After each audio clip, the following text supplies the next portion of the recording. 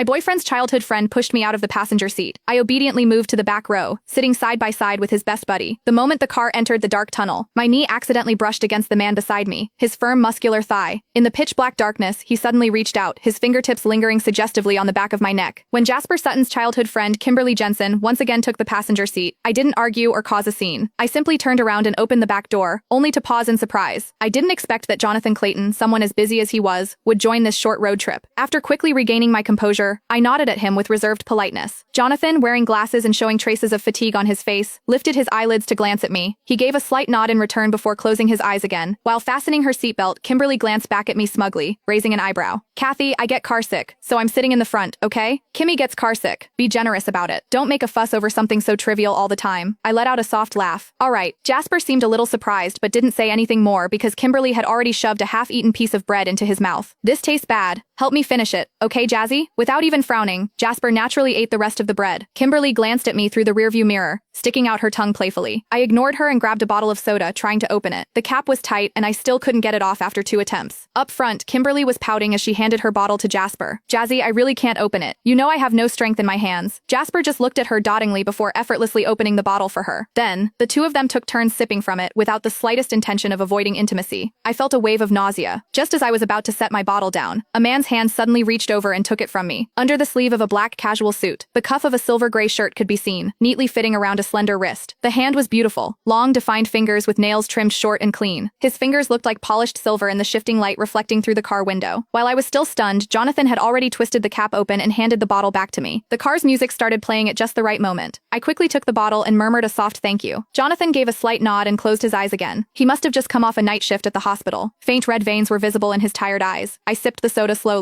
The car had merged smoothly onto the main road. Kimberly's birthday was coming up, so Jasper organized this short road trip to celebrate. About 7 to 8 of us were in 3 cars, heading to a hot spring resort 100 miles away. Not long after we started driving, Kimberly practically glued herself to Jasper's side. The music was loud, making it hard to hear what they were saying, but they were clearly enjoying themselves. Lately, Jasper and I have had several unpleasant arguments because of his inappropriate closeness with Kimberly. He promised to be more mindful next time. But whenever he saw Kimberly again, that promise vanished into thin air. Suddenly, everything felt meaningless to me. I lowered my head, chuckled to myself, then turned to look out the window. The mountain roads twisted and turned,